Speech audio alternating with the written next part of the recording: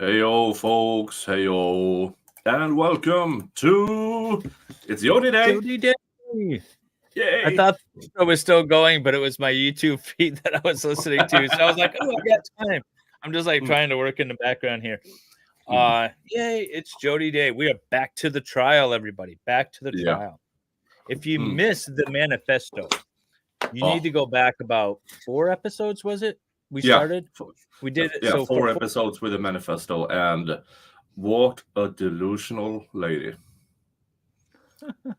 She sincerely apologized. Yeah, but don't write down things that might be used against you in the court of law. Okay? Oh, God. Ninjas did it, but I'm sorry I wasn't strong enough and I left a man behind. Yeah. I mean, for you who don't know, she wrote that when she still claimed somebody else did it. And now in trial, okay, I did it. I lied. I lied to Travis' family. I lied to my family. I lied to the investigators. She lied to everybody. But now she's telling the truth. It was self-defense. Yeah. I'm realizing I have like a dent in my face right here. I thought it was like a dark patch in my beard or something, but this is like a dent here. It's weird. I'm just looking at myself in the camera. I don't know. Anyways, happy Jodi Day, everybody. Today, like I said, we're back to the trial, but we have an evidentiary hearing. Dent in your face. A dent in my face. That's a smudge. You need to wash your face. A dent in my face. I must do something. Okay. Okay. And for you, where's your babushka that you've been wearing? By the way, I've seen in the last few days. The bonnet. Oh, it's right over there. Yeah. You remind me of my grandmother. I can't wear it all the time. What was I thinking? You over at the Twitters, get over to the YouTubes. Twitter don't pay shit. Oh, sorry. Oh yeah, we're streaming to the Twitters. Yeah, everyone on X. By the way, for the first time ever, I had more people watching me on X, and I actually went to I asked people if they were watching me on X to chime up in the chat because I can see them, and there were a bunch of people that were chiming up. That was really interesting. I have no idea what Twitter pays, if anything.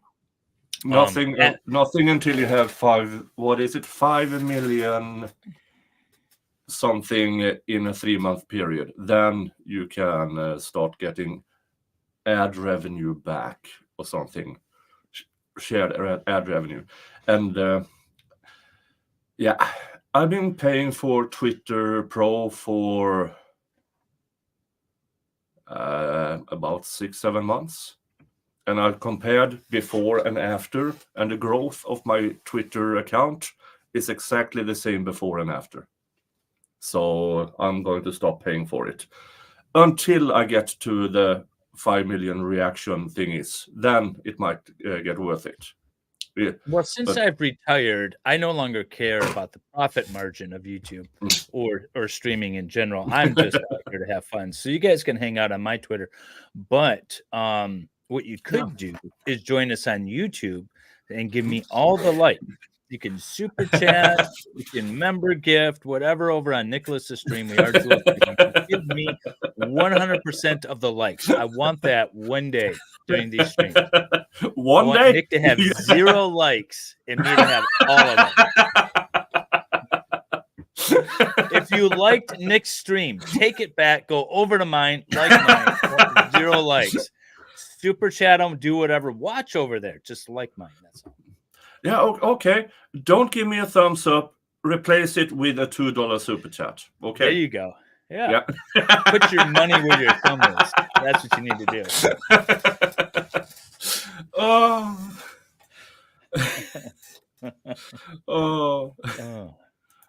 But we have Jodi. We have angry little Alf getting spanked by the judge. Will he like it? Yeah. Now, we are getting to the misconduct hearing, but there's something in the prior hearing It's an hour and a half of complete boredom. But in the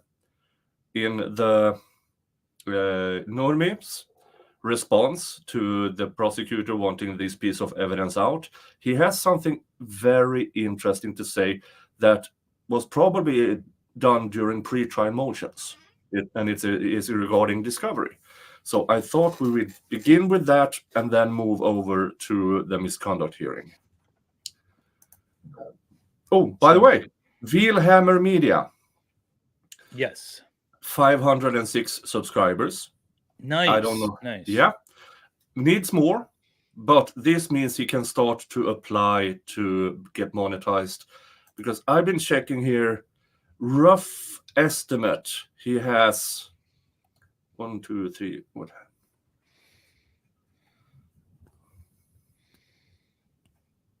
He has 22 playlists. That is 22 trials. All the trials. All the trials. And then he has interviews. He has a bunch of other stuff. So if you are an aspiring trial streamer of sorts, there you have it. Use Vielhammer Media's audio enhanced stuff.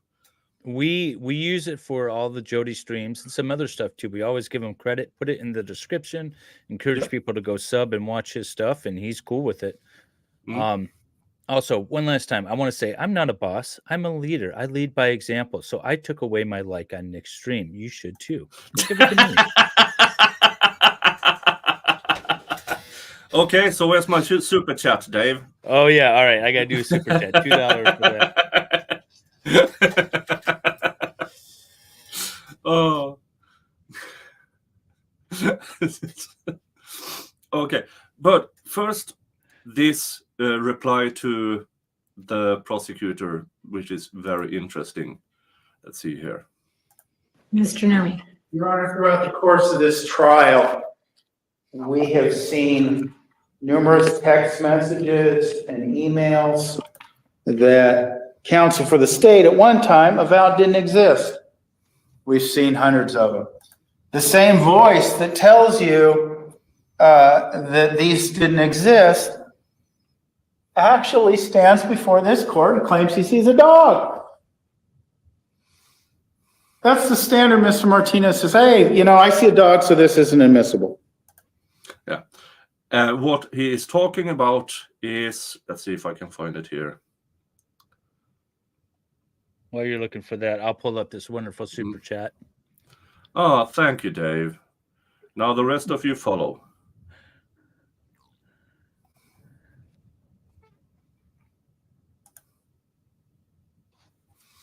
Let's see if I can find it here. Yeah, why are your subtitles blue? I changed the color. I didn't know you could do that. Can I do yellow? This is an enhancement of Travis Alexander's pupil, which this expert, video enhancer expert, claims in his lab. He has twice the resolution. But in order to show it to the jury, he did a tracing. This is supposed to be the person taking the picture. And it somehow proved... Yeah. What if I drew a little appendage around the waistline of that individual? Then it's a man. It's a ninja. It's not Jodi. Yeah. But what the expert claims that in his lab, where he has much better equipment, this is actually seen. But in the court's equipment, it is not, because the resolution isn't high enough on their monitors. What are these that are sticking out? Yeah. The claim is that somebody took that Jodi took a photo like this, leaned forward or something.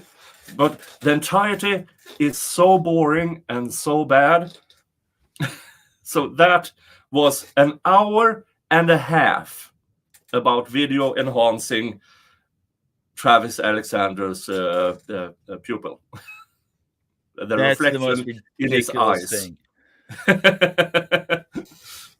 That's Yeah. the most ridiculous thing. Well, you know, if this kind of forensic science sticks around, Baker might have a future here in the U.S. Okay, but let's see here. Let's go to the actual misconduct hearing. To review those comments before I rule. So at this time, I will hear argument on the other motion if you're prepared. Judge, I have one, the misconduct motion. Yes. I have one bit of evidence that I'd like to play for the court as it relates to. And for the record, I was just handed this morning, just before. I had to really issues with mine for the Crumbly trial too. It was really weird. I don't know what's going on with I don't know if it's a StreamYard thing or what's happening, but I've been having issues. And this is like a brand new gaming computer, never an issue. Yeah, and I mean, mine is a few months old, but it has this GeForce RTX 4060. I shouldn't have any issues with any video. I went through my analytics on my computer while I was streaming, and it said I was using 12% of everything, like the processing power, the RAM, the internet speed was just fine. I had 60 upload and 400 and something download. So I don't know. It might be a StreamYard issue. It's been happening this past week. Yeah, but I have had this issue for a while, and I do think it is something between StreamYard and YouTube. So I will test out the Rumble thingy, because they have one now, and it works fine, but I can't show super chats or specific chats on that. Yeah. So that's the downside of it, because I was actually going to do Streamlabs if I start streaming trials, just the straight trials. Like, we're going to stream Zachariah Anderson's trial, just the trial, and I might do it through Streamlabs instead, just because StreamYard's been causing issues for me. Yeah. But, and it's not my new OnlyFans page. That's not what's causing the issue. Okay, but we are here for. Oh, by the way, this is how you change. You go to subtitles. Yeah. Options. Oh. Yeah. Font and here you have all the things. Okay. Yeah. All the things. Yeah. That's cool. I'm gonna play with that. So that is what I've done, because I think this is more easily read by people instead of white. Yeah, no, I noticed it right away. I was like, ooh, I like that. Response to motion for mistrial. I have reviewed it. One of the claims made is that Mr. Martinez is claiming that he did not intimidate witnesses himself inside the courtroom directly. I would like to play for the court an interview that Mr. Martinez conducted with Dr. Samuels prior to his testimony, marked as Exhibit 3, if I may publish They're it for the calling court. for mistrial due to how he acts in court. That has nothing to do with whether or not the jurors saw Mr. Martinez signing any autographs, or whether or not the jurors saw the taking of the photographs. That's the purpose of the motion that we have here. If he wants to discuss the other motion, then we can discuss that too, but let's discuss one thing at a time so we can get a specific ruling as to the first motion. If he wants to talk us to the second one, we can do that. Mr. Nurmi, the relevance of this particular piece of evidence. Your Honor, it is all one in the same. We filed a motion for mistrial for prosecutorial misconduct, the inability to provide effective assistance to counsel because Mr. Martinez has engaged in behavior imitated by those, and some of it is in sealed proceedings, but imitated by those following the trial to harass and intimidate witnesses. And this interview that he did with Dr. Samuels is audio evidence of him intimidating, attempting to intimidate Dr. Samuels as he did Miss LaViolette in chambers. So that's how it's relevant. And I thought that's the evidence the court wanted to hear. I have no idea what he's talking about. The motion that the court wanted to hear evidence on at this time. If they're asking for a ruling first on the one where Ms. Wong testified, so that we could at least, because I know later on there's going to be issues as to morphing or mixing these two. So we could address that one first, and then we can address the other one. All right, let's argument on that motion for mistrial, Mr. Nerman.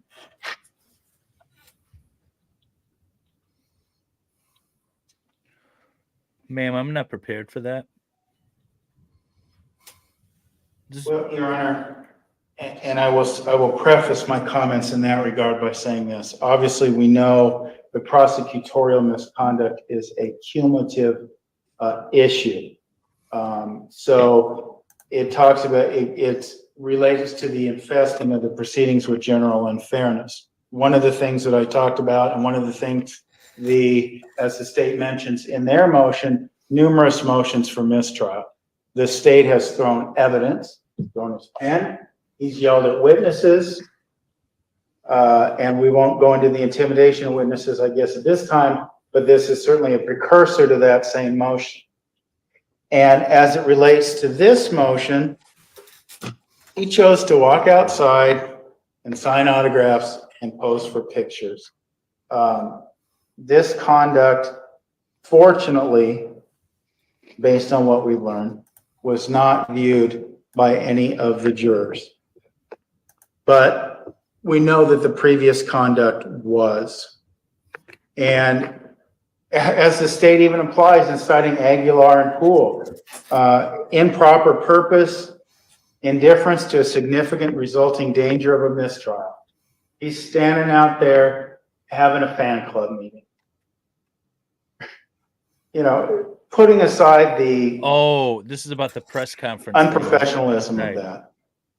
This sort of behavior does in fact, and is in fact, igniting a mistrial in this case, is exciting the fact that this kind of behavior is exactly what has led to witnesses being intimidating, because he is, you know, the great one, and he's out there signing autographs. And this infuses the trial with unfairness, and it is grounds for a mistrial when we consider every other item, every other action that he has done that has preceded this, including avowals of seeing dogs and text messages didn't exist.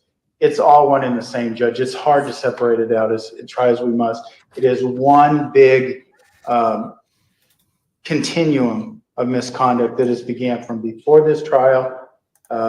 It has proceeded to date, and I'm sure it will continue onward. Mr. Martinez. We are talking about an isolated incident where the prosecutor walked outside and people came up to him and requested specifically to have a cane sign and requested that he pose for pictures. That's what we're talking about. Somehow the defendant wants to connect that with everything else that the social media does. What the social media does, what the media does, that's not something that can be visited upon the prosecutor. That is something that is not connected. They haven't shown a nexus, any connection between what the prosecutor did on one occasion, something that clearly was unscripted, clearly was unanticipated. And so they want to say, well, that's something that affected the jurors. And that's how this case actually, or this issue actually was raised, that it affected the jurors. When we discussed this with the jurors, of course, we know that they weren't. And so defense counsel still continues to grandstand about this particular issue and attempts to piggyback other things to it. We knew, even before Ms. Wong was called, that the jurors were not affected. We knew that going in. And so rather than take the avowal of counsel that she saw nothing, we then go, and even if she had seen something, the jurors had already indicated that they hadn't seen anything. So instead, what do? we waste the court's time, we waste the prosecutor's time. Basically, we just come in and waste time, and that is an ethical issue. If it's an ethical issue, it's an ethical issue for the defendant because they know that the position they are taking is spurious. And if we remember how this started, they were indicating that jurors actually saw Mr. Martinez. That's how this started. So when we start talking about all these other issues, they cannot then be included here. And so noting that there's this, if you will, ethical, unprofessional type issue on that side, because basically what they're doing is wasting.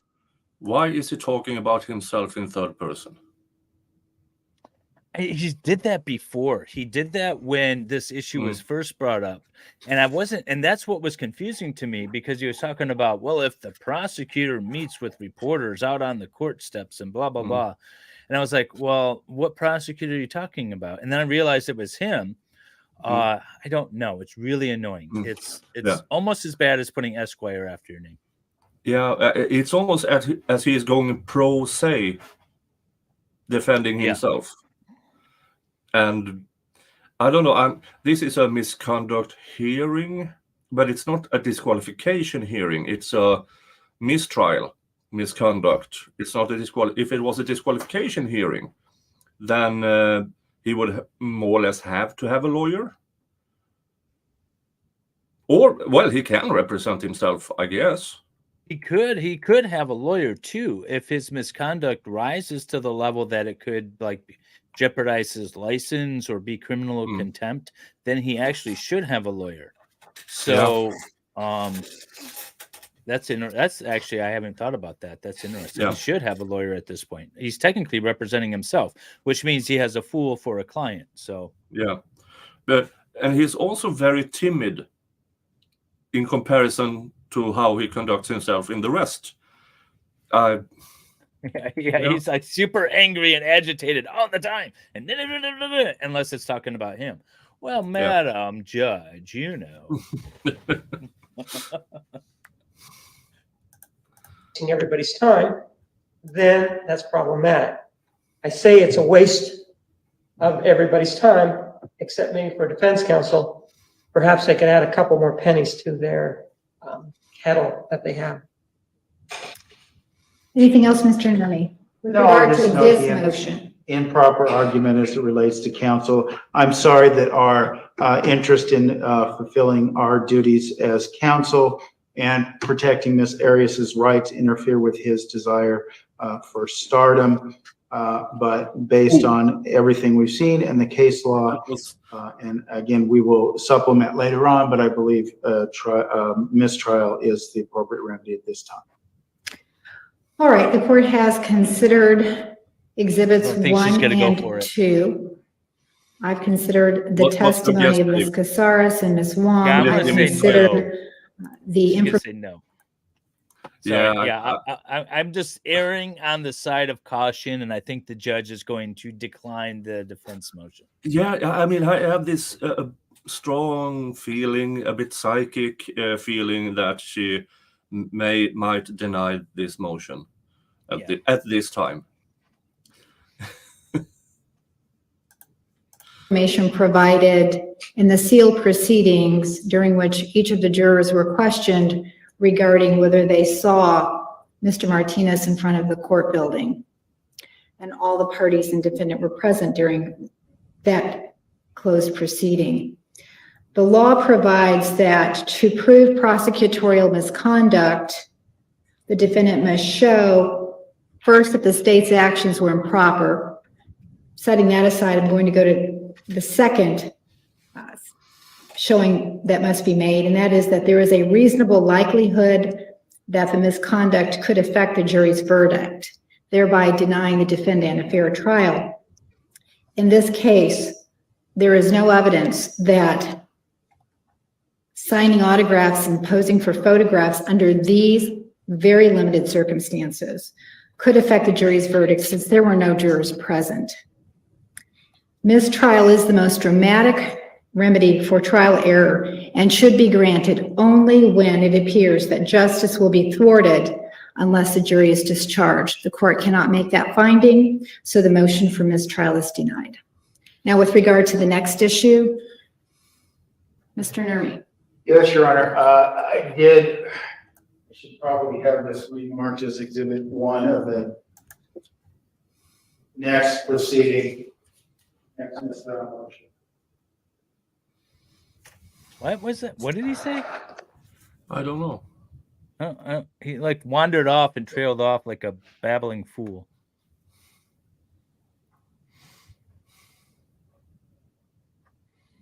Your Honor, as it relates to the mistrial motion related to inability to provide effective assistance of counsel, I would refer the court back to, we had some sealed proceedings in which Mr. Martinez attacked Ms. Violet. During her testimony, these took place while she was still on the stand, attacked her for her response to someone who had threatened her. And I will not go into the specifics because they are sealed, but I will also refer the court, and I've published what has been marked as Exhibit 1, the copy of the interview the state conducted with Dr. Samuels. Before his testimony, this was provided to by the state, provided to the defense by the state. Okay. So Hey, pre-trial good morning, interview with everybody. the defense experts. How did he actually conduct himself? Good morning, White Rabbit. And everybody else? Hey, Dave, I'm just seeing everybody in the chat while we have some downtime. Stray, hello, Stray. Got to say hi to Stray. Fedorevsky, Linda, Aaron, Olivia. LS16, Linda. Yeah, Melissa, hi. Peace Peony. Yay. Welcome, everybody. We are listening to motions regarding misconduct of the prosecutor, essentially. If we could summarize them, there's a few.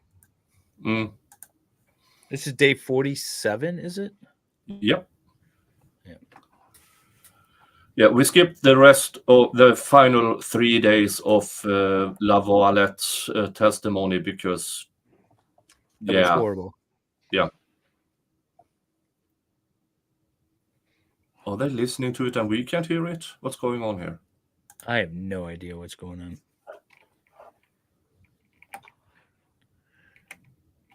He's trying to find the file. I don't know what he's doing. He can't figure out how to work his computer. Coming up JPEGs in the system. I was going to have Mr. Neumeister play it through his laptop. Yes. Neumeister?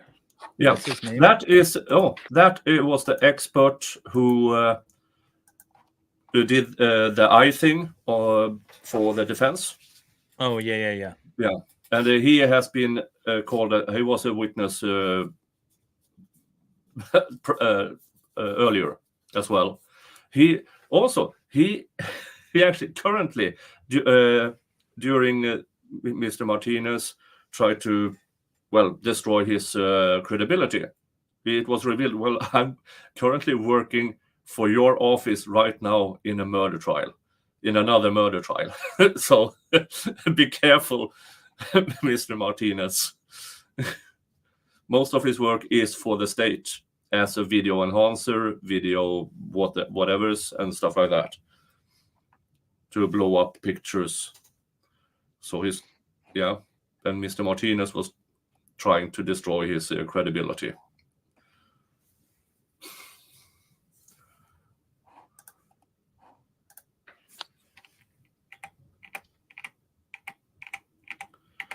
Come on. Yeah, there's a bunch of Facebook drama, Dave, right?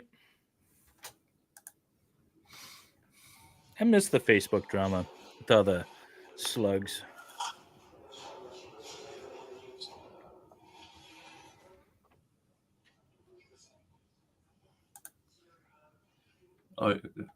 They are playing it. I can't hear it. Yeah. Come on, don't you know that in like 10 years into the future, we're going to want to see all this? You guys should be on top of your game. Yeah. Dave, call the court. Yeah, okay.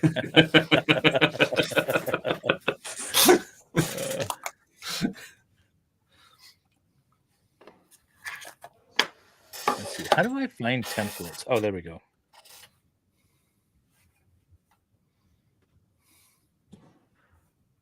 Oh, that was loud.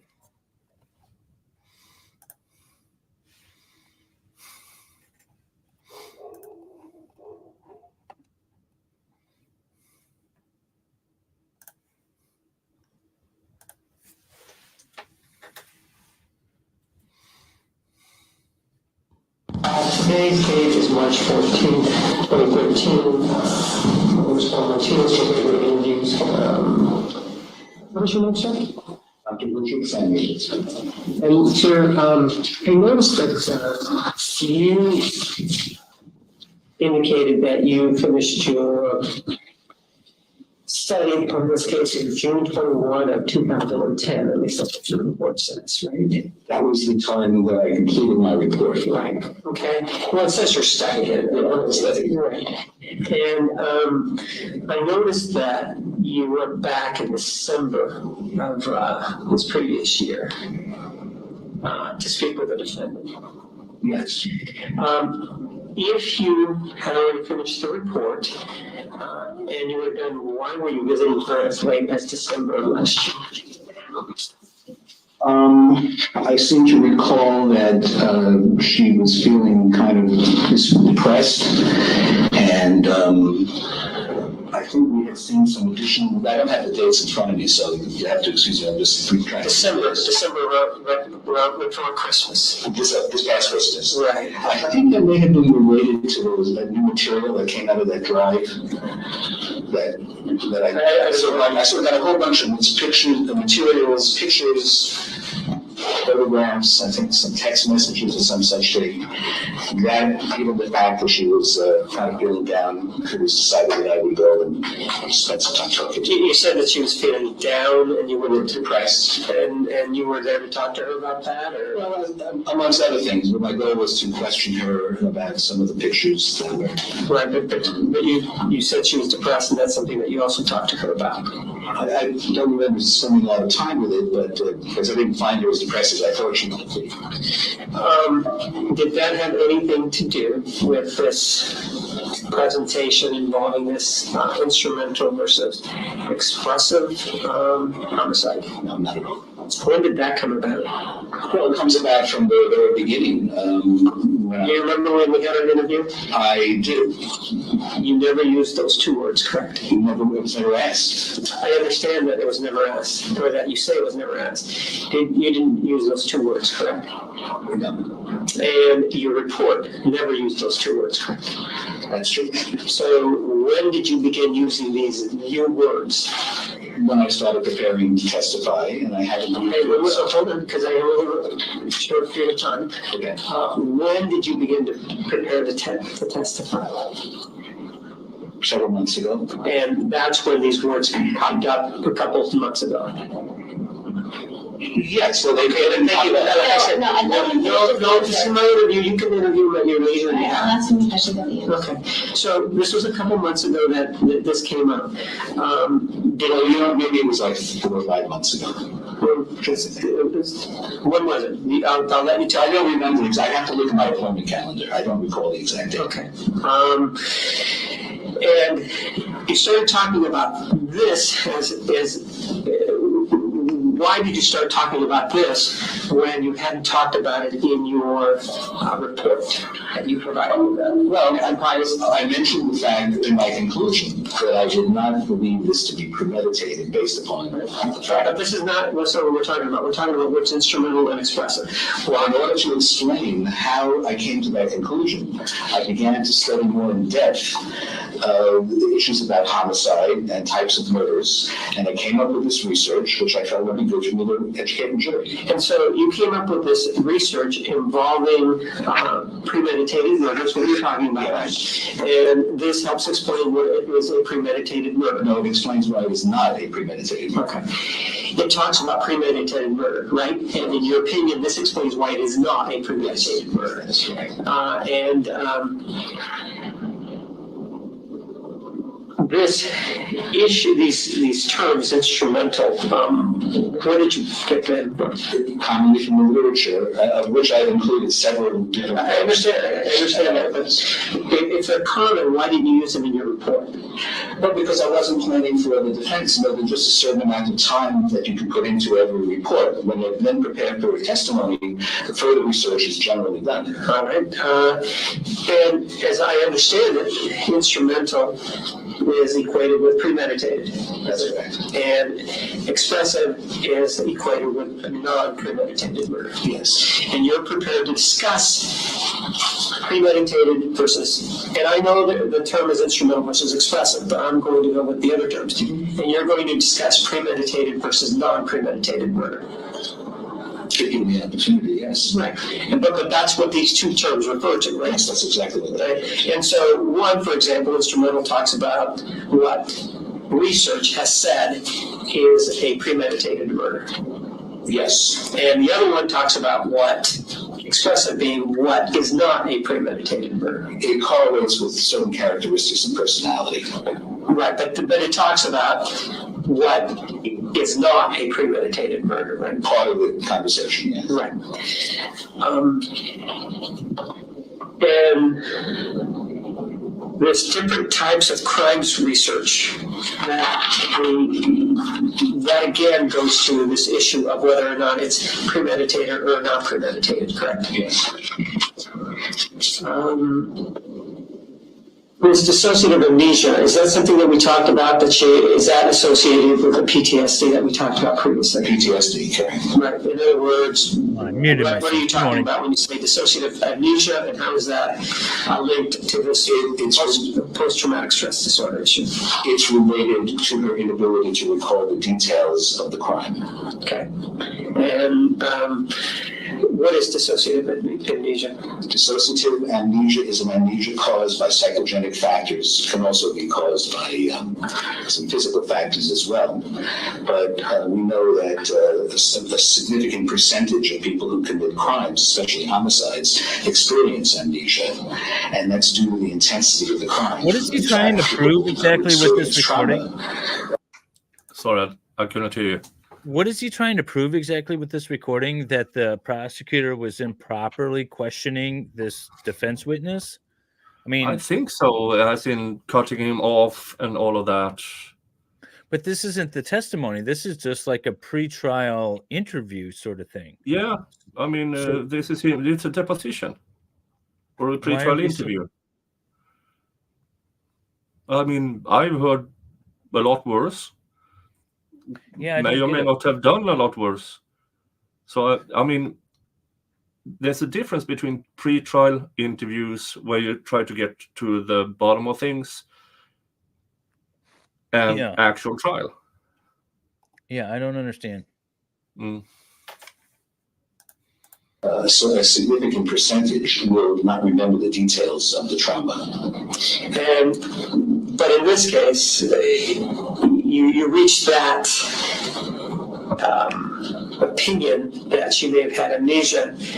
Is this a result of the testing, or is this a result of you talking to her? How did you reach this opinion? What steps did you take to say she has this dissociative amnesia? Well, my testing revealed that she suffers from post-traumatic stress disorder. What testing? The Milan Clinical Multi-Axis Inventory and the post-traumatic stress scale. There are no other tests that you've given? No. Okay. And those are the ones that indicate that to you that she has PTSD. Well, I also compared her symptomatology with the diagnostic criteria from the DSM. Correct. Is DSM-4 or something, TR, or was that what it's called? Yeah. Okay. And then, so this right here, this amnesia, is something that's related to the post-traumatic stress disorder that you and I talked about. Yes. Previously. Yes. The stressed hippocampus, whatever that is. Hippocampus. hippocampus, whatever that article, what is that about?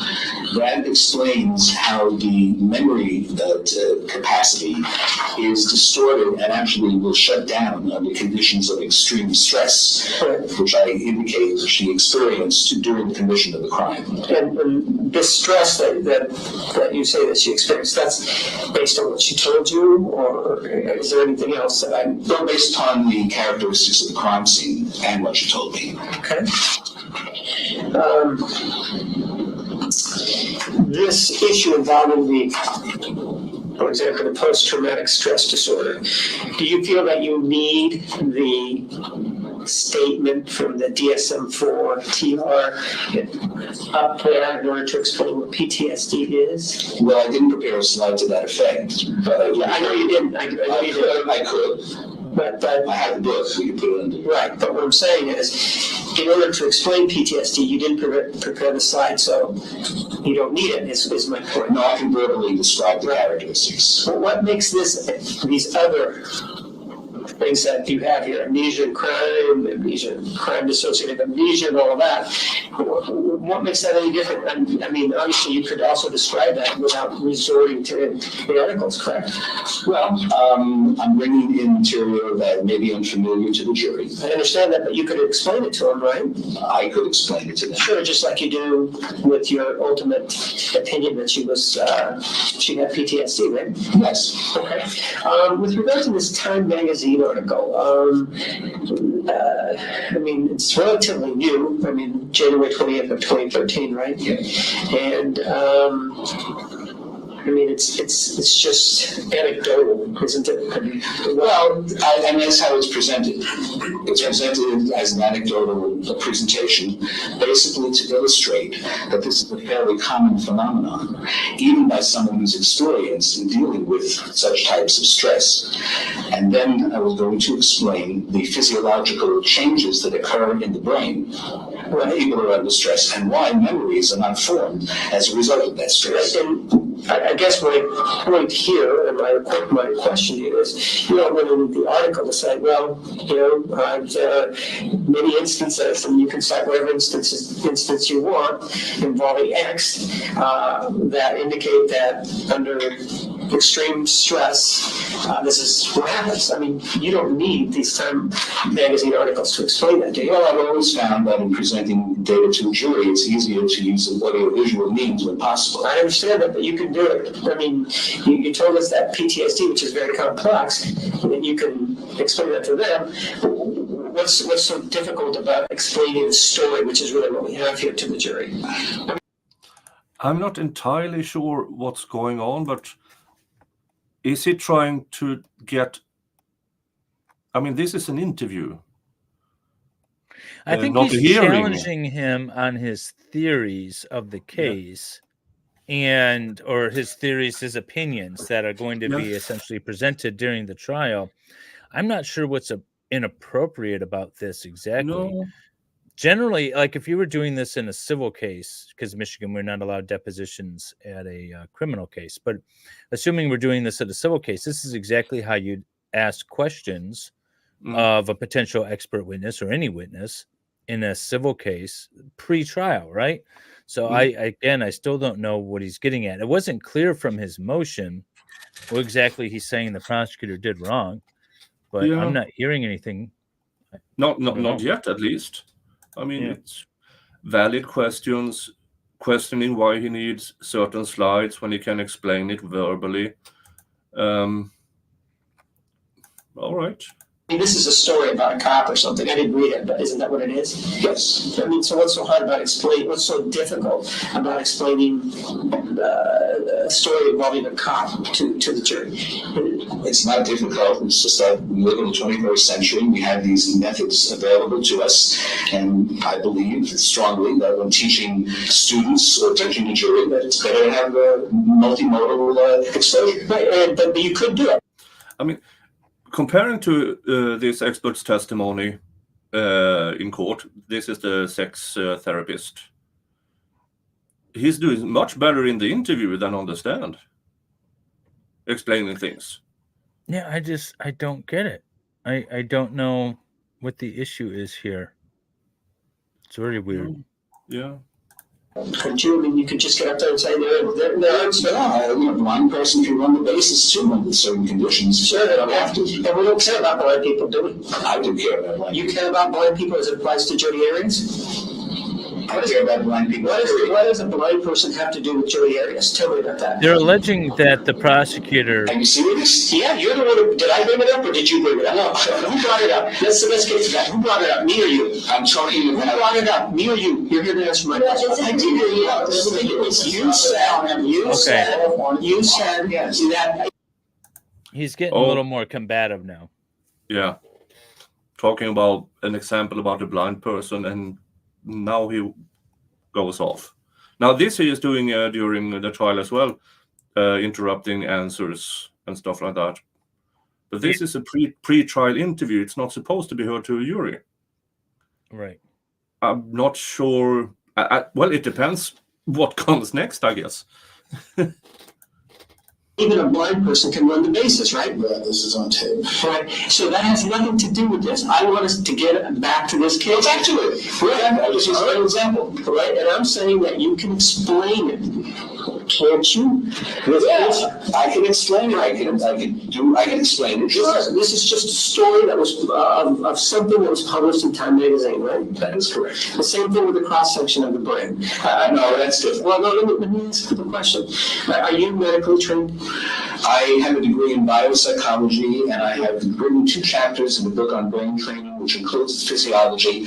I have taught physiological psychology to undergraduates and graduate students over the years. I have taught medical students about the functioning of the brain. I am not a MD. So do you have a medical degree? The answer is no. No, of course not. Okay. PhD. Okay. And with regard to this issue of the cross section of the brain, it appears that you have some study involving that, right? And you're familiar with it, right? No, I'm trying to explain to the jury. That's not my question. I'm talking about your experience and what your training is. I'm answering it. I use that diagram whenever I lecture about the brain. Okay.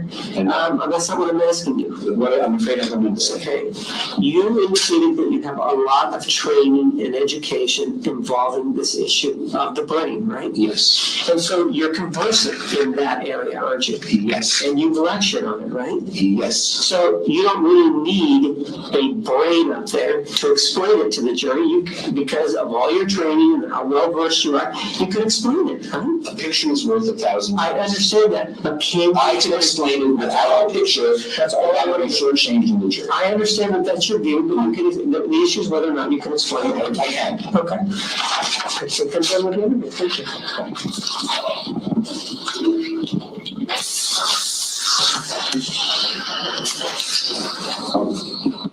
I don't know where any of that is.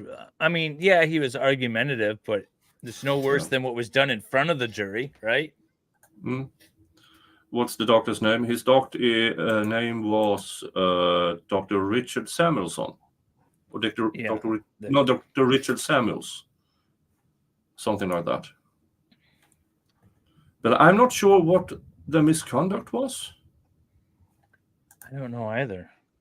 Maybe he'll make a better argument now. I have no idea. Before I hear argument, counsel, please approach.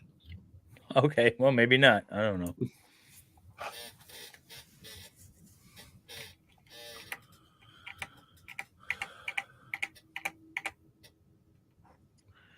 Oh. You think she still thinks in her mind she's getting free? Like she's going to be found not guilty at this point? I think I don't know. Or is she just happy to be out of the cell right now? Yeah, that. But she stopped smiling after about 3 days into Angry Ev's cross-examination of her. I think up until that point, she thought she was doing good. And then she stopped smiling. Judge has a headache. Yeah. No, I would too.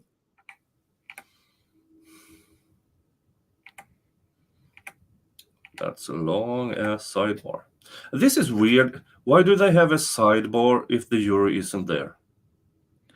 I don't know. To talk about stuff that they wouldn't necessarily put on the record. I mean, you could. I just don't see why. By the way, while we're at this little sidebar, make sure you go over and unlike all of Nicholas's thumbs up and give me all of them, because we're on a goal today to have 0 thumbs up for Nick, but all the super chats. So if you give him an unlike, not a thumbs down, just unlike it, throw him $2 and then go give me the like instead. Yeah, I can deal with that, because then everybody will go in after the stream and give all the thumbs up afterwards and all the monies. See, just like I did. See, I unliked his stream and then I gave him $2. That's what you guys can do. Yeah. All right, oral argument on this motion, Mr. Nemi. Judge, in addition to the record we just made in the record, and if I might, I would seek to remove, and I believe I did before, Exhibit 1 that was just played for the court into evidence. For purposes of this proceeding only, Mr. Martinez, any objection? No, Exhibit 1 will be admitted for purposes of this proceeding only. What we heard moments ago as it related to the other misconduct motion was we heard, oh, the prosecutor can't be tied to anything. It was just some inadvertent, unscripted sideshow, if you will. But here what we have, what we've just played for, is Mr. Martinez interviewing Dr. Samuels before he testified, questioning, trying to assert or what I would more properly say is bully Dr. Samuels into presenting the evidence in the way that the state wanted the evidence to present. That sort of bullying is improper. The defense, the state doesn't get to decide how Ms. Arias presents its case. The fact that adversely probative evidence is going to come in and is to the state's disliking does not mean that the state, counsel for the state, is entitled to come in and bully Dr. Samuels about the way that he wishes to present the evidence, demonstrate the evidence, yelling at him, leaning forward, and it's not reflected in the tape, leaning forward, yelling at him about, well, you could present this without this, you could present this without that. Okay, yeah. Oh, thank you, Amy. Gifted a membership, and it went to Sarah Gould.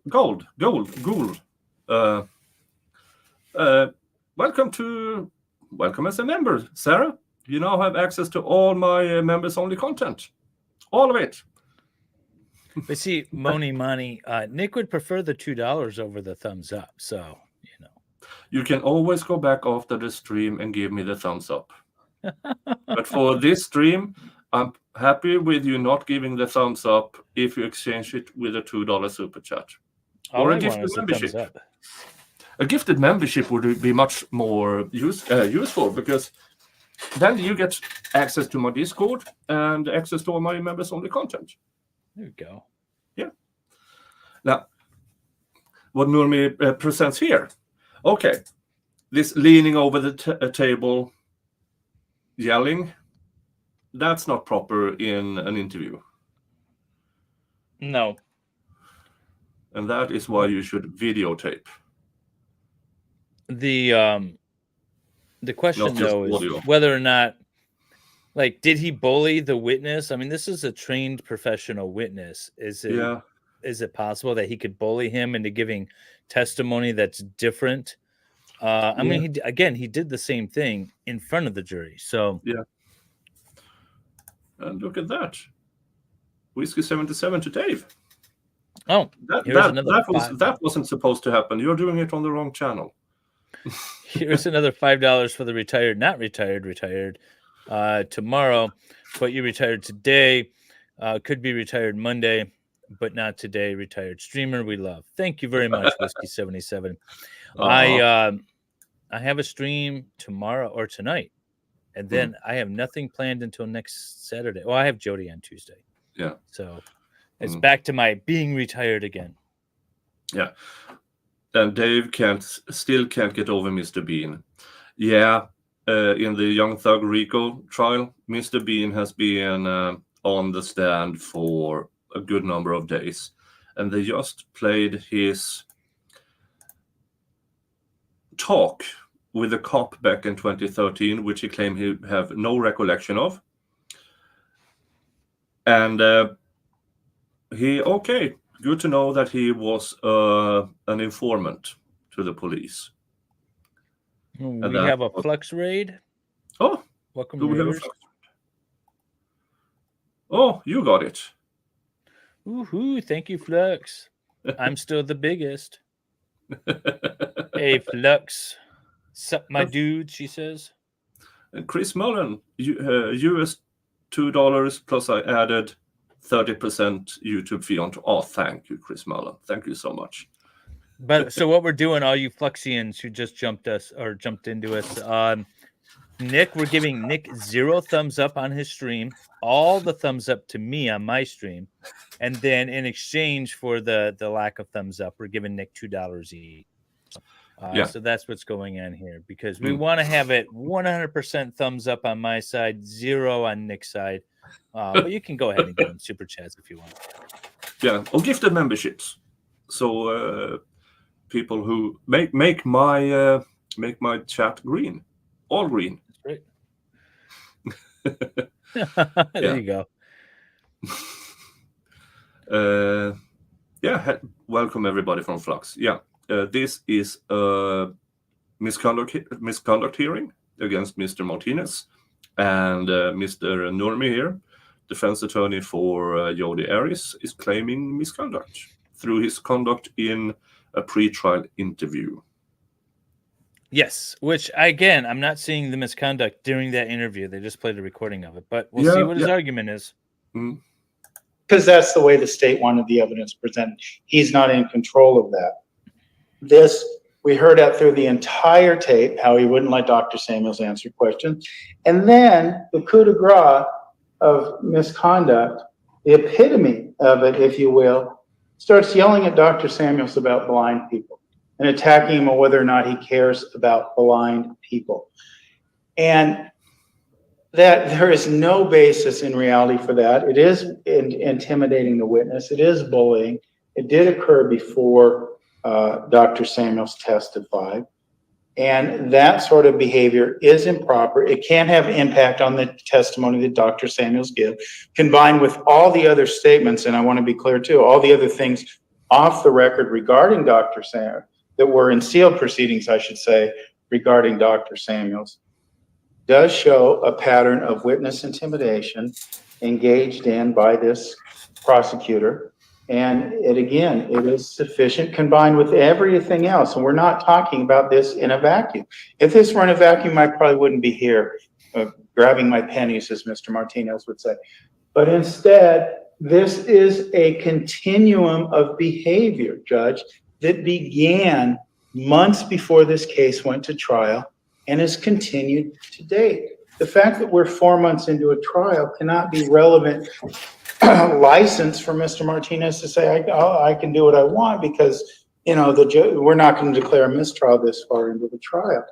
Intimidating witness, bullying witnesses, as he did with both Ms. LaViolette and Dr. Samuels. And this occurred over defensive. No, I thought he was going to go with this client. Yeah. I thought he was going to say bullying my client too. Yeah, I mean, this was his conduct against a trained expert who have, according to himself, have testified in numerous trials. I bet you he's been through worse. Yes. Same with LaViolette. Testified in numerous occasions. I don't see it, but I think what Nurmi is argument is it is cumulative. He does this to everyone. Now, had he played an interview with a non-expert witness and he conducted himself that way, that I could see, but not against an expert. Right. Yeah, that's, I think, the thing that's running against him. Yeah. And during trial, that's up to the judge discretion. Yeah. And if she keeps letting him do that, yeah, okay. That might be an appellate issue. Because, and we do know that the appellate court said this trial was riddled with misconduct. So maybe that is what they were talking about. You're not supposed to conduct yourself as a prosecutor in a trial like that. And I do, yeah, he became a superstar of sorts and everything, but I do believe he won this trial despite himself. Any prosecutor with the same facts would have done this in a third of the time with the same result, in my opinion. That's my thought. I think that this was the facts were very much in favor of the prosecution here. It would be hard to screw it up. Whiskey 77, thank you so much. Born Sinner, it takes $5 for Nick to say, "They're always often my lucky charms." That's funny. Oh, wait, where is it? Where is it? There it is. "They're always often my lucky charms."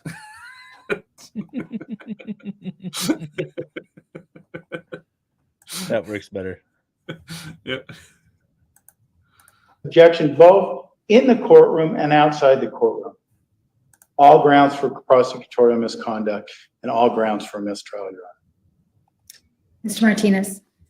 Initially, I'll address the two witnesses, Alice Lapiolette and Richard Samuels.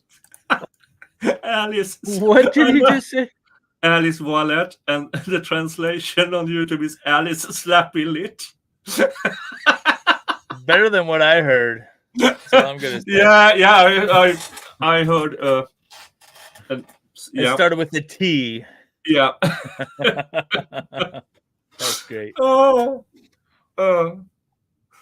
yeah. That's the awesome. closed captions are doing its work today.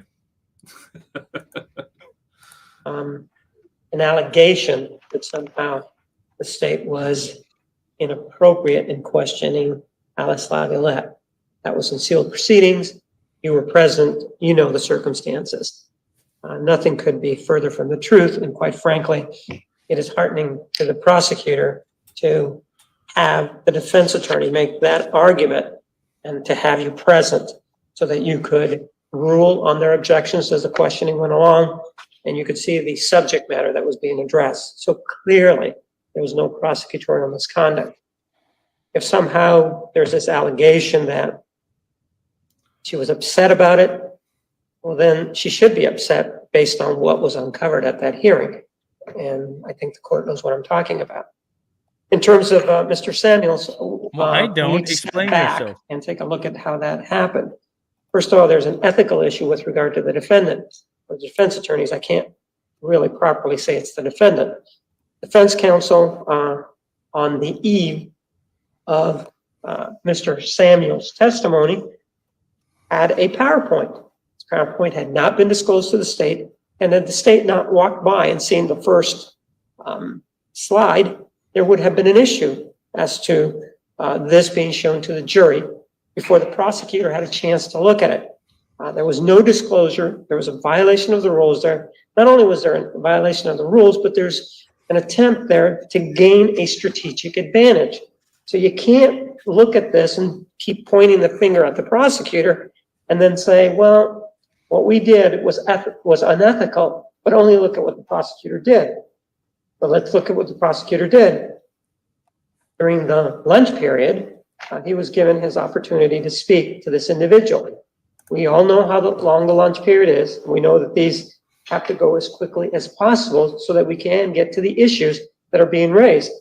And one can only say, thank God that there was an audio of this so that the court can actually listen to the exchange between the prosecutor and Mr. Samuels.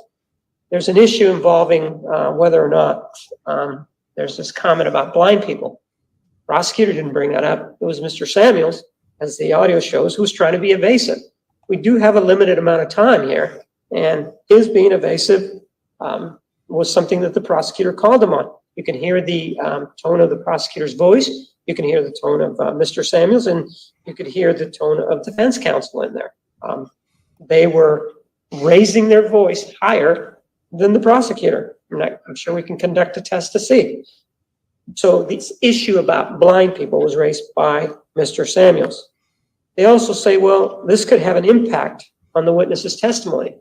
Well, we could have a solar eclipse today, but that's not something that has been proven. that Mr. Samuels' testimony was impacted in any way. Does he not For believe example, in solar his eclipses? failure, if you will, with regard to the PDS would not have been changed in any way, shape, or I don't know what. I don't know what he's this getting at. example was. No. But it's very interesting to see him this timid when more or less representing himself.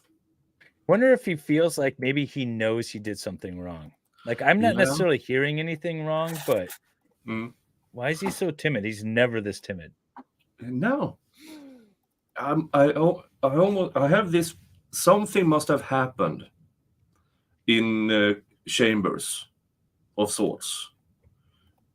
But Maybe the judge said, if I hear something like this, then you're in trouble, Mr. Yeah, Whatever his name. I forget his name. Martinez. Yes. That could be it. Or is it just, now I'm addressing the judge, not a witness. Now I have to conduct myself. Because maybe he did that on one occasion and got a verbal slap in the face for it. So now, oops, okay, can't do that against her. That At could least be. not this woman. Yeah. Allegedly, his conduct against women have had impact on his career. Let's just say that. fashion, however the tone of the prosecutor was. He just quite frankly relied on a lie, and he was questioned about it. So I think the state believes it's fatuous to say that his testimony could have been affected. Additionally, the motion raises some issues that attempts to make the state responsible for how conventional media and social media cover this case and how the individuals are portrayed. The state does not have any control over any of that. And I think it's something that defense counsel constantly keeps, if you will, attributing to the state. One example that I can give you where the state has no control over social media is the defendant. There's been allegations that she's been tweeting, I think is the word. I don't have any of that, so I'm not familiar with that, but I know that I've been told that she's been tweeting through, I guess it's an acquaintance of hers, a female acquaintance of hers, and there are things that have been going out. So if we're talking about the flames of interest by the media, whether it's conventional or social, in this case, they're being fanned by the defendant herself. One can't forget that she's a witness in this case, and she's actually violating the court's rule about discussing her testimony. So if we're going to be looking at that, and quite frankly, as I think of it now, I'm asking the court to issue an order that she desist from that, because again, she has testified, she is discussing her testimony. And again, if we're going to talk about disparaging comments that are made, again, I don't have an account, so I don't know the exact words. I don't watch television coverage of this particular trial because I just don't. But I've been told that she indicates something about the prosecutor and how tall he is. This is the type of conduct that they're complaining the prosecutor is doing. But when you take a look at it, it's actually created by the defendant. And I've gone at length to go over that because there is this constant attack on the prosecutor about his conduct, about what the media says about him. What the media and the people out there choose to believe is up to them. I have no control over it. And it appears, however, that the defendant does have control and seems to be attempting to manipulate it. So I have my written response. I think it addresses the court's issues or the defendant's issues. And I ask the court to deny the defendant's request again for another mistrial. Thank you. Your Honor, So I'm sure apparently, the court's at least somewhat. so apparently during the trial, she would call her friend Donovan Bering, Bering, who would then insert her statements into a tweet under the handle at Jodi Arias. And so she would say things like, no, I don't have a girlfriend. After everything I've been through, it's amazing I'm not gay. Okay. Let's see here. Let's see. For example, it was from Dolores Ribbons in response to her girlfriend tweet, Travis would be alive if I were gay. Okay. She talks about little man syndrome in reference to the prosecutor. That's I Napoleon don't have the syndrome. actual tweets.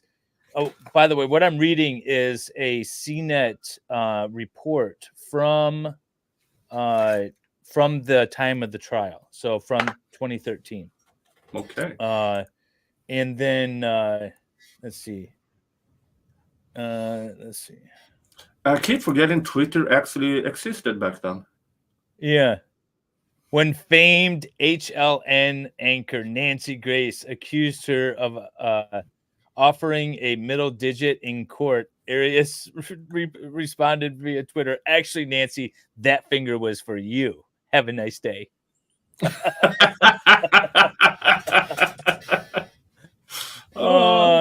And then she encourages people to buy her art even back then. Let's see. How does Arias choose what to tweet and what not to tweet? Bearing, so the guy who's doing it told Fox 10 News in Orlando, she'll call and say, "I have a quote." You'll talk about it. Sometimes she says, "Let's tweet." And then she'll say, "No, let's not do it." So she basically calls this guy up and says, "I have a quote that I want you to put out there on Twitter." So anyway, so that's the whole Twitter battle. So apparently the Nancy Grace is tweeting back at her saying, "I predict murder one verdict," And so then Jodi would respond. So she's responding to like Nancy Grace and these reporters in real time via tweet, via Twitter through these things. That's what was going on. Wow. That's awesome. Tweeting from her cell. Yeah, Justin. Jodi Arias is the original grifter. She would make so much money as a true crime thingy today. If she was allowed to from jail, she... He who tries to establish his point by much yelling shows that his reasoning is weak. Jodi Arias tweeted on April 7th. So that's, I gotta be in reference to the prosecutor. Yeah. Anger management problems, anyone? That was a tweet. It's like all kinds of them. Wow. So anyway, so apparently, yeah, she was tweeting like at news reporters about the prosecutor, about all kinds of stuff during this trial. Wow. I had no idea. I didn't either. That's awesome. Familiar with the shell game, right? You take the ball, you put it around, and you shuffle all the hats around, and you look for the ball under the hat. You change the game, you change the rules, you change the argument, right? And this is what has happened with the state throughout the proceedings this morning in regards to defending himself from prosecutorial misconduct. He says, well, Ms. Arias has a Twitter account, so there. Okay, well, that's not really a responsive argument, is it? And he said he doesn't have any evidence of this. He's just going to point it out and say, I didn't commit misconduct because she has a Twitter account. Okay, this isn't second grade. This is a court of law, and it should be treated as such. This trial is not just being tried in this courtroom. It is being tried everywhere. And again, I talked about the fantasy land of this jury not hearing these proceedings. But what he does, the prosecutor does and says, does affect the surroundings and the behavior outside the courtroom. But we don't even have to go that far. Oh, yeah. Just so you know, the prosecutor, we found out after this trial, after everything, it was revealed that he leaked information to a blogger at the time, of which he had a relationship, including revealing the names or name of a juror, who then had to go into hiding. I'm just putting all of Jodi's tweets I can find into the chat, just quoting them, just popping them in there.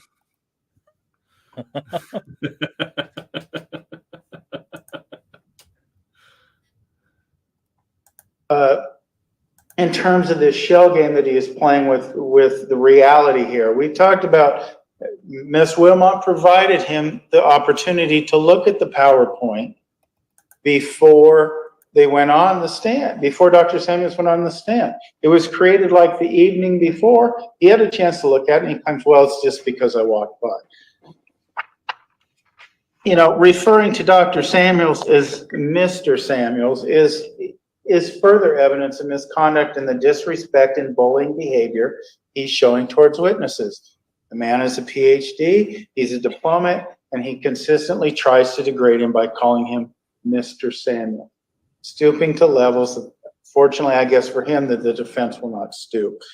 So regardless of Ms. Arias' Twitter accounts and comments on his heights or whatever he wants to attribute to her, it does not change the game. You have to keep the eye on the ball, Judge. We're not talking about blind people. We're not talking about dogs. We're not talking about anything else but Twitter accounts or whose Twitter account. But we're talking about the misconduct of this prosecutor and the witness intimidation that he is engaged in with both Ms. LaViolette. And I am glad the court was there for the proceedings because, and sealed and otherwise, because it knows the extent of the intimidation that Ms. LaViolette felt, knows the extent of the intimidation that was imposed upon Dr. Samuels, and heard it from the prosecutor's own mouth in this tape yelling him about blind people. This is misconduct that has nothing to do with anybody else, anybody else's Twitter accounts or anything else. Pointing the finger back the other way does not absolve the state of its responsibilities. All right, this court recognizes there can be a fine line between zealous advocacy and unprofessional or unethical conduct. In this case, the two situations This was being prepared in argued as a advance. basis for this. Sorry, what? This judge's statement was prepared in advance. As soon as Yeah, they were done, she's like, all right, let me start reading my pre-prepared opinion. Yeah. Court finding prosecutorial misconduct both occurred outside the presence of the jury. This court has no evidence that either of these events or situations affected the testimony of either of the witnesses, meaning Ms. LaViolette or Dr. Samuels. Again, this trial is a remedy for trial error. The court finds the defense has not established that there was any trial error because of these events. And the court finds that there is no basis for mistrial based upon these two situations. Furthermore, this court finds that the prosecutor was not in any way outside the bounds of proper behavior during the in-chamber sealed discussion with Ms. LaViolette. I find there was a legitimate basis for the questions being asked during that hearing.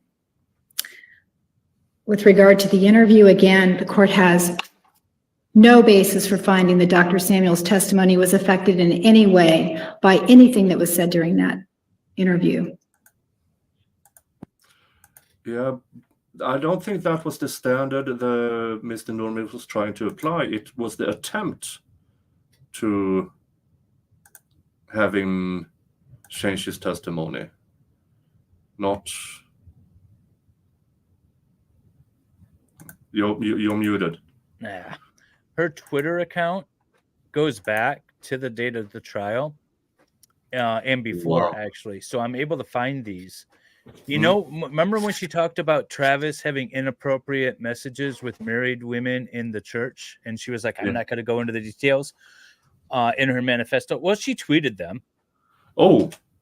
Such as, I want you naked, is what Travis texted to married Clancy Talbot on January 2000. Let's play this, and then we will show the tweets.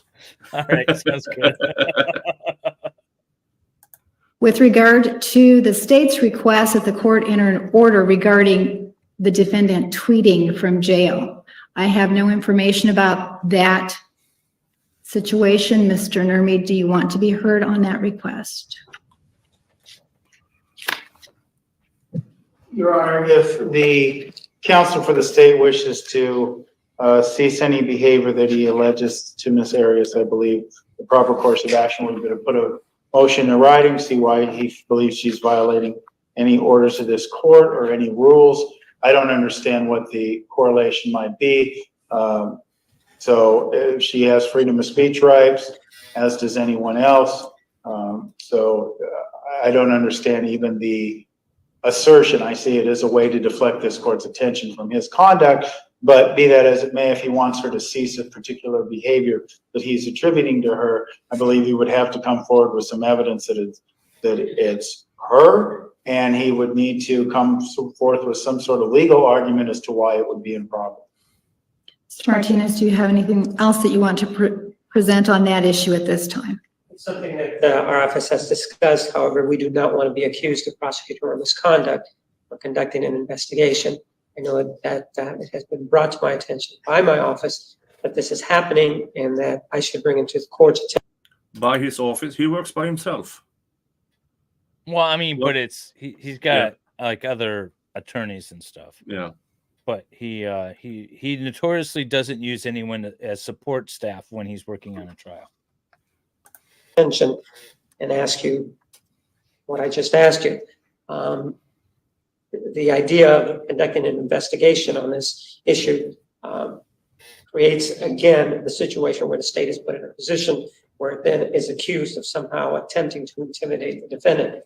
We do not want to be accused of any of that in any way, shape, or form, but we have received information, and that's the information that she is tweeting through. I think the name is Devana. I think it may be Donovan Barron, something like that. I don't know the name. I didn't bring it with me, so that's all I have. We have not done anything other than view what the media has out there. All right, well, without more specific information regarding the allegation, this court is not going to take any action with regard to the defendant allegedly tweeting from jail. I believe she is in the custody of the sheriff's office, and that is within their jurisdiction to set rules and limits with regard to her behavior in that regard. If there is something more specific that you believe is affecting the trial, I will certainly take that request into consideration. All right, with regard to the testimony of the witness, as I said, I do want to do. Thank you, Welsh Lady Reads. £2. That's $2.30, $2.40. Nice. Thank you. Guilt trip money for you both. Guilt trip. Oh, I feel so guilty. Yeah. Yes. Remind me over and over again with super chats how guilty I should feel. Exactly. Yeah. Thank you, Welsh Lady.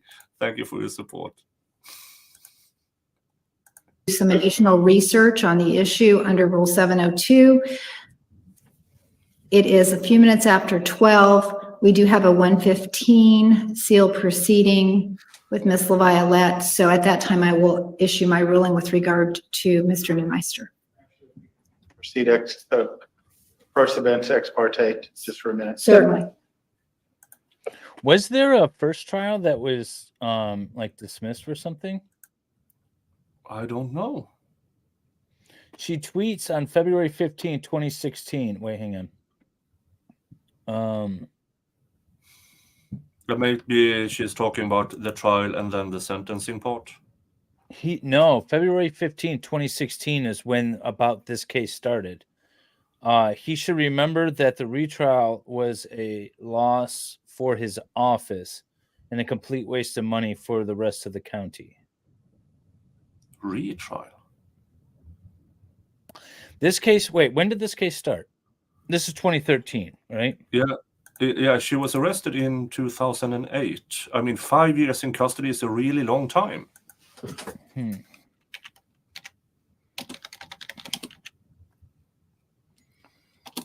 to remember when this. Well, we have that timeline. Let's see here. Oh, there's so many tweets, Jodi. Oh, maybe it was her retrial for her death penalty thing, because there is another post about executions and stuff. Yeah, around yeah, there. Okay. that was. I think that was 2 times they tried. Yeah. Okay. Mm. All right.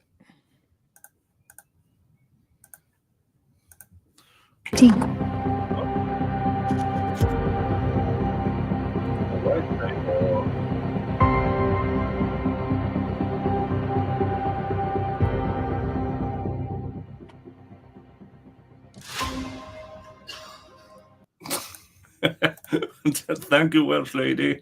No, Nick, it was me feeling guilty. Oh, for not Okay. giving you a thumbs up. Okay. No, I get it. Thank you again.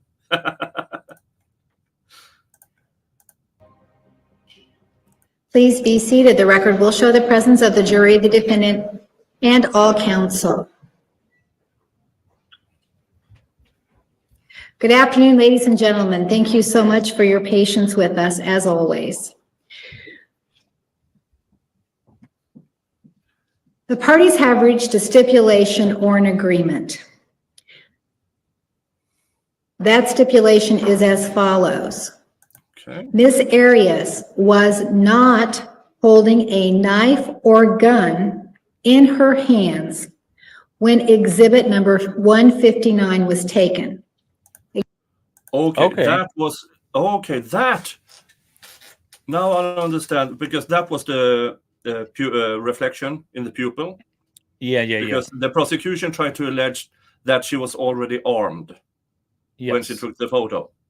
But the reflection in that, and I assume that this was enough, the reflection, because she might have seen it in his in the expert's lab equipment, which was twice the resolution than the court equipment. That no, there is actually a reflection of her or somebody holding both hands on a camera of sorts. I put a tweet in the chat. I hope this is true, because this is the most amazing thing ever. Said the juror, "I can't serve in this case. Looking at that man, I know he's guilty." Said the judge, "Ma'am, that's the prosecutor." A potential juror said, "I know he's guilty." No, that's so the prosecutor. Hope that happened.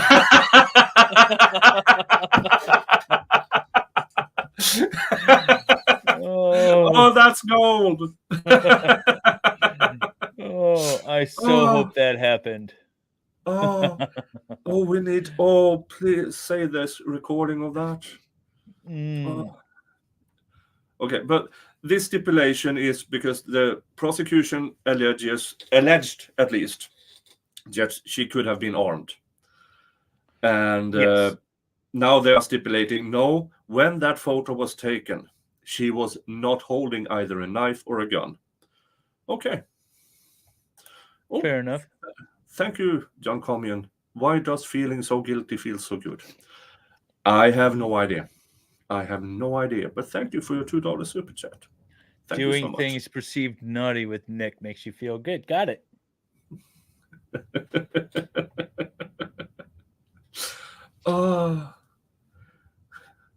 Imagine standing there as a prosecutor and a juror says to the judge, "I can't be on the juror. I can see he's guilty." No, ma'am. That's the prosecutor, not the defendant. I so hope that happened. When was she actually convicted? Do we have a date of conviction? I think.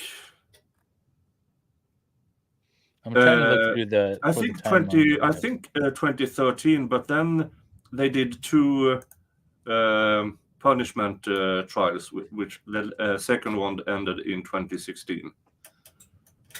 Oh, so they had to, May so they 8th, had to, 2013. So they had to retry the penalty phase twice. Yeah, so her tweets have all been deleted prior to February 2014. So No, I see. April 13, 2015, Arias was sentenced. Okay, so 2015. So well, she was sentenced, but I meant like when was she found guilty? And that was May of 2013. Yeah. So the Twitter, it's the same Twitter handle, but everything older has been deleted. It looks like I can't get to anything. May 3rd, check 2014 is the earliest one. Check Wayback Machine on her Twitter handle. They should, in the Wayback Machine, should have had that saved. On the Wayback Machine. Okay. You can always try. Yeah.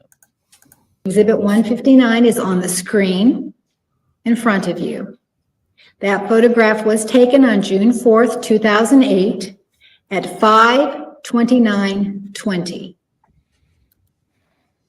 Does anyone need me to repeat the stipulation?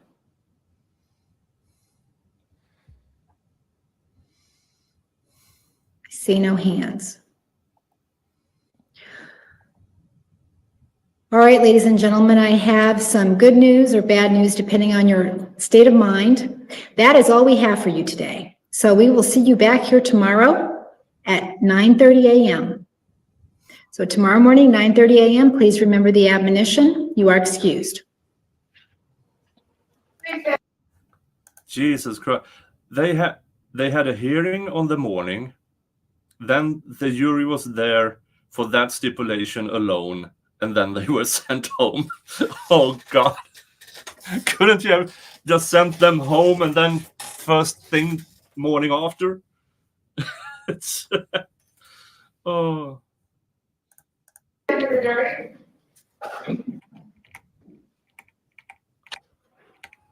we just set up the time for tomorrow morning? 9:30. Yeah, Vielhammer Media. Everybody go and subscribe. Have you found anything through Wayback Machine? I don't know how it works. This is the first time I'm using it. So I typed in her Twitter handle first, and I didn't find anything. And now I am looking under just Jodi Arias tweets. But let me try something else here.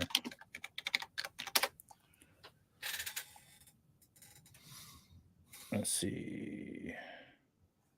158 web pages using. Let's see. It's just telling me what it's searching. It's still searching.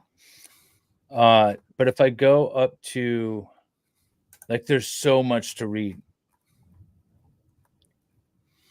There's so much to read. If I go up to February of 2016 in her actual Twitter handle, that's where I saw the statement about what Travis was actually supposedly sending to these married women. Let's see. Where is it? Oh, okay, here we go. So let me, while I'm looking up the other stuff. So Jodi tweets, this was March 1st.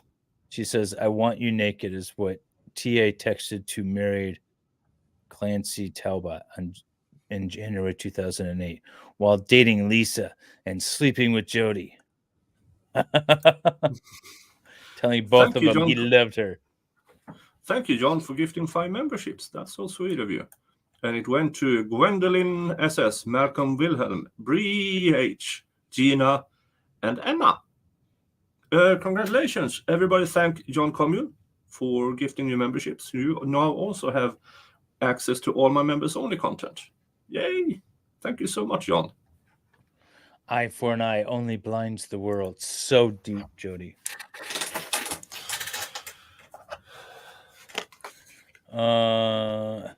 Wait, what is this? Jeremy Ho? Oh, no, this was to Jodi. Oh, she retweeted it. I see. There's just all kinds of stuff on here. This is a fun little thing to scroll through, but it only goes back, like I said, to May of 2014.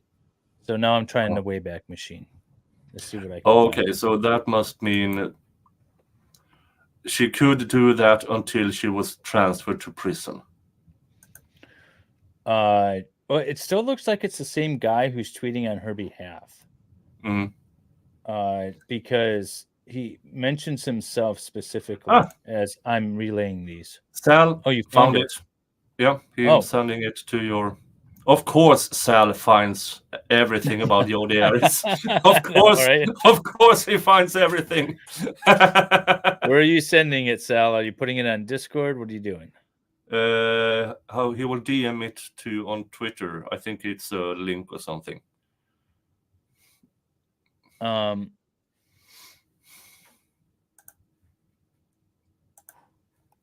You're doing it on Twitters?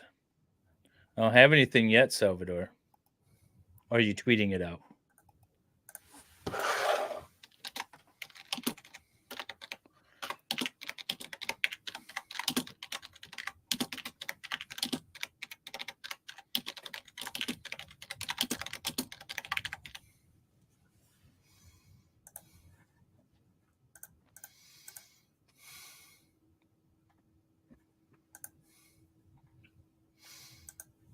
Okay.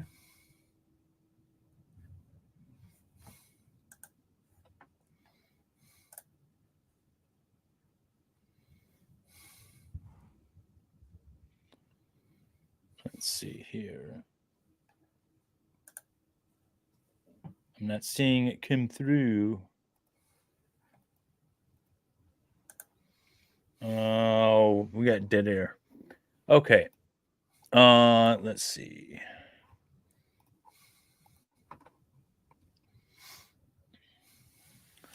What else do we have? Justin says Sal didn't find it. He had it on a file along with everything else, Jodi. yeah. I just found it, guys. Yeah, Just let now. me just. By the way, there is a rapist out of Arizona. I sent you a link to his channel. He's got a YouTube channel. He apparently knows Jodi and has met with her a few times. At least he raps about it. So that's going to be a interesting. rapper. You said I thought you said another word. Rap artist. Yeah, okay. Why would he know? Oh, okay, a rap artist. Okay, so I don't know. All right, let me share my screen here. This is what Salvador sent me.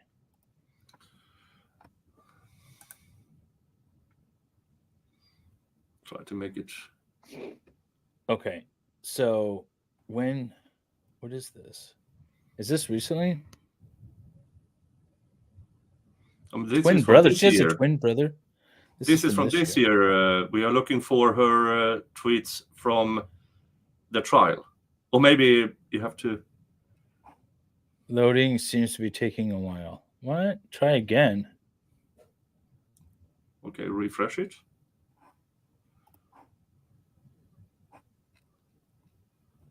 Try again. Or visit Twitter status for more information. Oh, Salvador.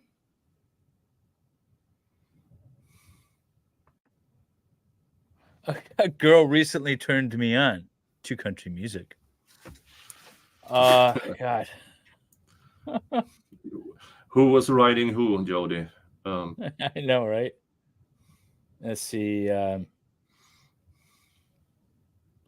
People are passing off fraudulent mail as mine. Did I not get an original Jodi print?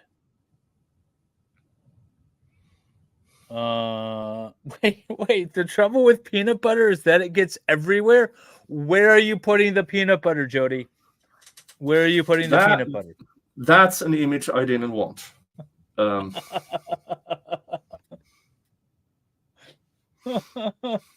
Let's see. Okay, so be who you are and say what you feel, because those who mind don't matter. Okay. Well, we've read your manifesto, Jodi, and I don't believe you're being truthful. Yeah. She only has. I doubt she has only 15 people following her. Try again or visit Twitter status for more information. Press the try again link. or just refresh it. I refreshed it. But check your Discord. He said he sent it to your Discord as well. That's where I got it. Oh, This is the link I got. The latest from Jodi Arias on Twitter. Accomplished artist, avid reader, animal lover, and imperfect. What, what a description. Accomplished artist, avid reader, animal lover, imperfect. Oh God. The Jodi, one of the world's most fascinating people. All right, I don't know what to do with this. We'll try to get these older tweets from the trial at some point and share them with you all. I mean, Ghostry says 51.7k followers, but that Jodi Arias account is only following 15. Yeah, I mean, I see. Oh, yep, you're right. She's following 15. But it only has 65 tweets too, which that's not accurate because the account was just that. 65 tweets. Yeah, that can't be it. We need the way older.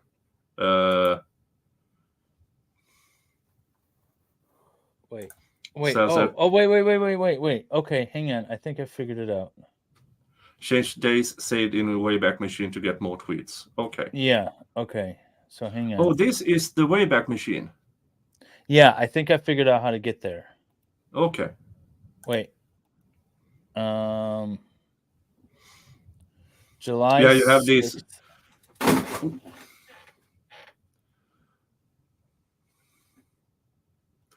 So we got to go back to like February 2013, right? There's nothing. I have June 3rd, but she was already found guilty by then. Yeah, but go back earlier during the trial. There's nothing indicated on the Wayback Machine. Here, I'll show you what I'm looking at, and maybe I'm doing this wrong. Here, let me just share the entire screen because I don't know.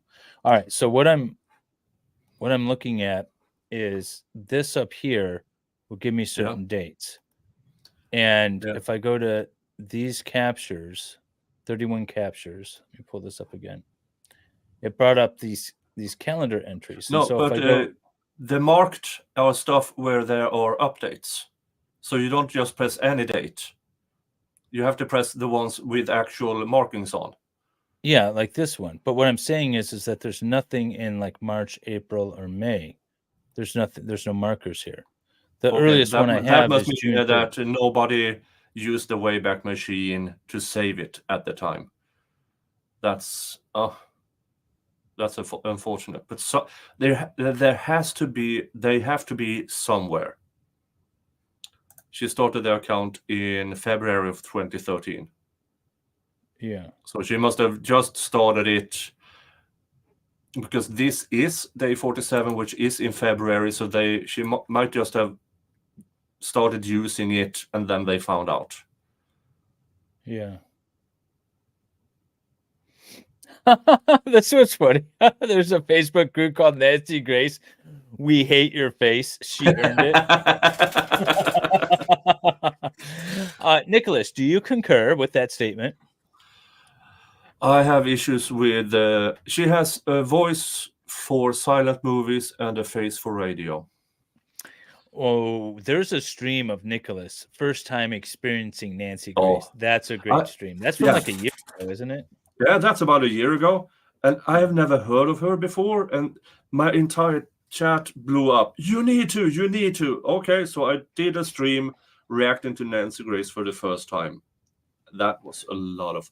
Let me see if I can find it. So she heard about the Lifetime film of her life, which we've watched in our Discord, and she wants to know if there's any producers interested in making a film about the truth. Jodi's version, that would be interesting. Well, I'm surprised she hasn't written a book about this, actually.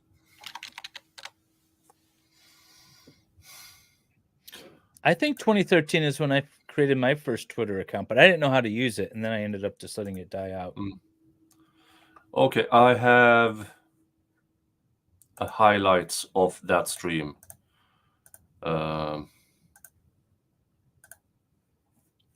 This is where she said a girl recently turned her on to country music. I have a highlight of first time watching Nancy Grace. It's 3 minutes.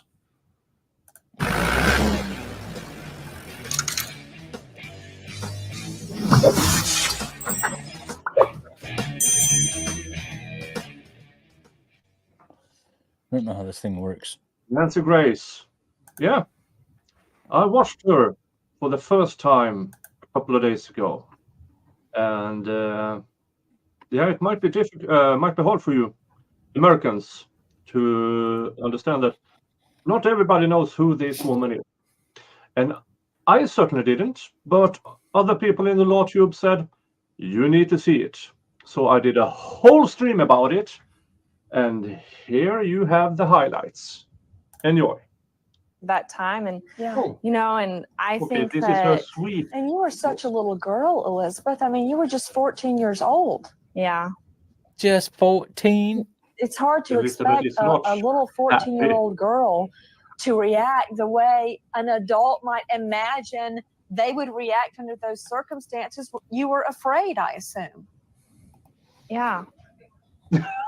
Did your kidnappers tell you? What kind of a stupid question is that? That I remember is the this. face of a teenager thinking, you need to shut the F up, lady. You know, a lot of people have seen shots of you wearing a burqa. How did you see out of that thing? What?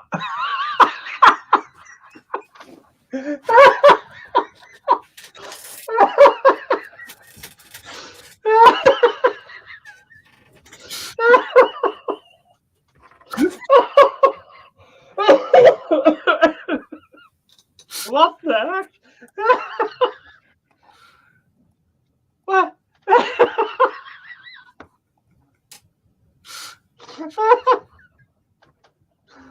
That's the question. Are you serious? How did? I think Nick laughs for like 5 minutes straight here. Oh.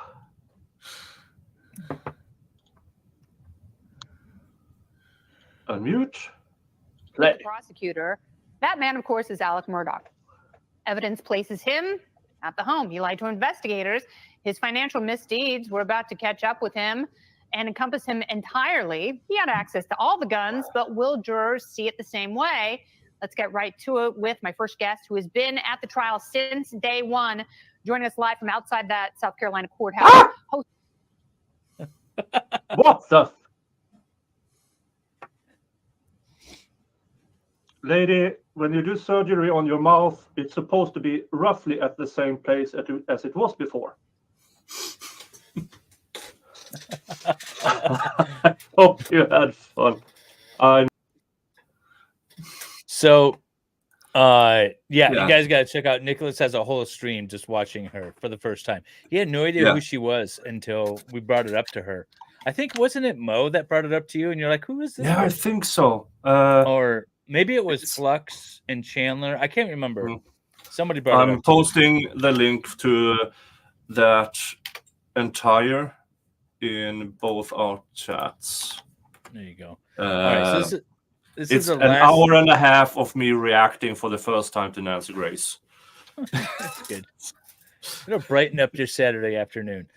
Yeah. This is the last tweet that I found that I thought was interesting from Jodi. This is from 2016. She looks like the legal community is finally recognizing how shady Juan Martinez is when he gets admonished.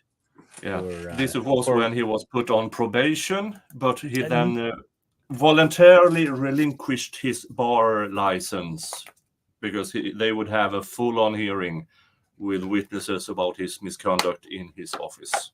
And that is nothing to do with Jodi's trial, though. No, She's just like all Well, excited. the one thing was that blogger who he leaked information to. Yeah. Well, that's about all we have on Jodi until Salvador actually steps up and finds us the real tweets from the trial. And then we will continue, I guess, again next on Tuesday. Yeah. On Tuesday, we have more Jodi. And because Salvador decided to get a day job, I don't think he's streaming today. What? Actually, I know he's not streaming today. We are redirecting to Mo in the Deep End. Yeah. Mo in the Deep End. With Vielhammer. Thank you, John. If Nick is saying hello, Irish people, should I be afraid? Oh, yeah. I forgot to change from yesterday. Hello, Irish people. Can we park here?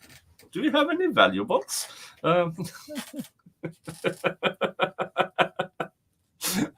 I forgot I had that still. Okay. Nice. All let's right. see. Who's got all the thumbs up? I should have all of them, and Nick should have none, because that was what we agreed to, chat. I have 77, and Nick has 62. Well, it's not 0, but at least I win. Yeah, that's a win for you. But the rest, I kind of won the rest. Thank you, chat. Yes, yeah, you Thank definitely won the rest. You monetarily love me.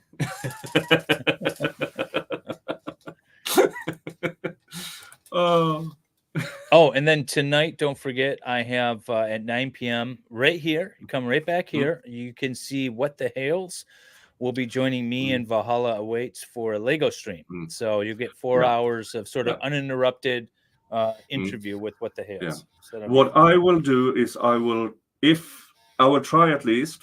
I will get to bed early, have my nap, and then start maybe an hour stream to then redirect to that stream. So you get a push with more audience. And I will do What the Hell stream because I'm still on hearing number 3. Oh yeah, I have been watching. I've watched about 200 videos in the past week, going back 3 years into their channel just to kind of get an idea of what's been going on. So now I feel like I'm mostly up to speed. I've got a few more hearings to watch. Yeah, and I'm only watching the hearings because this is a trial watch channel. Backstory, I'm being told by others, but I only react to the actual hearings. And amazingly, on the stream where I called the judge fucktard about 70 times, it's still monetized. I have no idea how that happened. Maybe it's my accent. It's got to be your accent. You guys get all the breaks. Foreigners. Hello, I'm Swedish. That's the most Swedish you've ever sounded. That is awesome.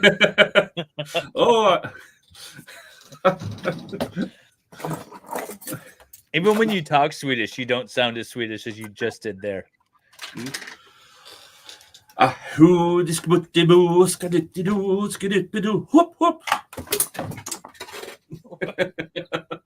It's gonna break something. Yeah.